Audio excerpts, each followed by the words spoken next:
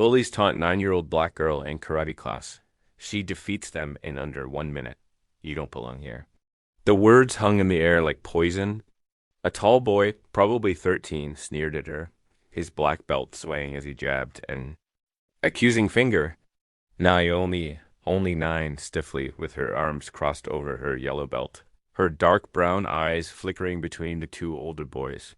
Their smug faces beamed with cruel amusement. The wooden walls of the dojo felt like they were pressing inward, suffocating her. Whispered giggles and sideways glances buzzed around the room like static. One mistake, and this would be just like the last time. Another dojo. Another humiliation. Another failure. But something was different now. Naomi's fist tightened. Her jaw clenched. She wasn't going to crumble this time. 30 seconds. That was all it would take. Later, Sensei Tanaka would sit in his office replaying the moment.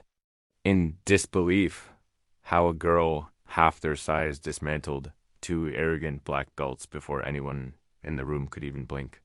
But right now, Naomi felt only the weight of their laughter and the fire building in her chest. How do you make them stop? Naomi had fallen in love with karate the moment she saw a tournament on television. She was drawn not just to the power and precision, but to the grace, the bow of respect before the clash. She'd imagined herself on that mat, fierce and uncheckable. But reality had been cruel. 3 dojos in 2 years, and the pattern never changed. The stares, the snide comments, the relentless testing from older students. Her mother always told her to stay focused. Ignore them. Asterisk. Let your training speak louder than their insults. But today was different. Jake and Ryan had crossed the line. Go back to ballet, Ryan had snorted, spinning into a mocking pirouette. The class roared with laughter. Naomi's throat tightened. She hated ballet. Then Jake shoved her, not hard, but enough to make her stumble into the wall. Just playing around. He'd later claim. The room fell silent. Sensei Tanaka was in his office. The younger students froze, unsure. Jake smirked. Oops. Something snapped inside her. Fight me, Naomi said, her voice barely above a whisper, yet sharp enough to slice through the silence. Jake and Ryan blinked, stunned. She was challenging them. Ryan let out a barking laugh. You'll cry in 10 seconds. The students gathered into a loose circle. There were no bows, no rules. Just Jake, lunging forward, overconfident and careless. Naomi shifted aside. His fist cut through air. Then Ryan charged in, aiming a messy roundhouse kick. Naomi ducked, pivoted, and drove her elbow into his ribs. Thud. Ryan crumpled to the mat, gasping for breath. Jake's smile vanished.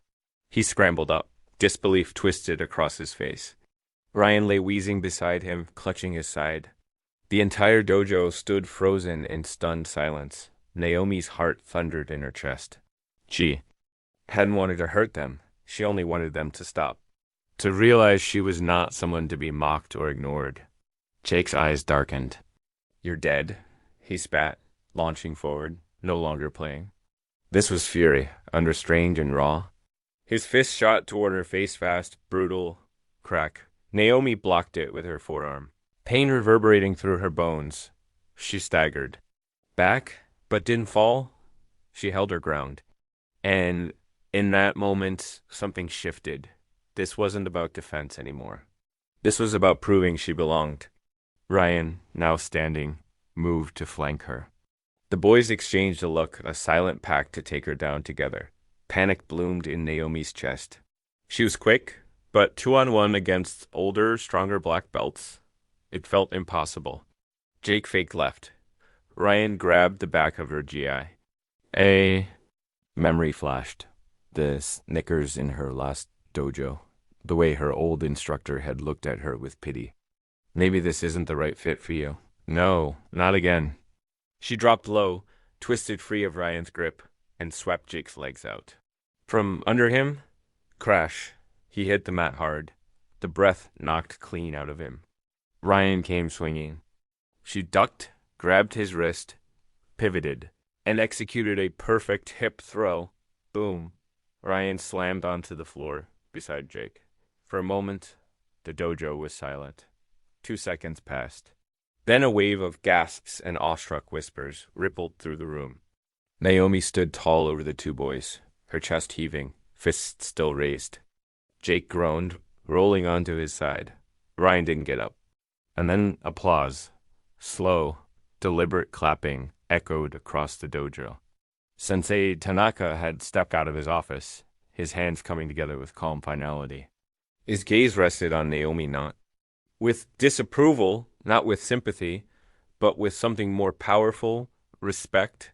That, he said, his voice firm, was not karate. Naomi's stomach dropped. Then a pause. A smile curled on his face. That was better than karate. The room erupted. Students who had never spoken to her were now smiling, whispering excitedly, replaying the moment. Jake and Ryan sat up, shame painted across their faces. Sensei turned to them. "You wear black belts," he said evenly. "But she has skill, and that is what matters more." Naomi didn't smirk. She didn't gloat. Instead, she bowed deep, humble, and sincere. Because this moment wasn't about revenge. It was about dignity, about standing her ground, and finally, about earning the respect she'd always deserved.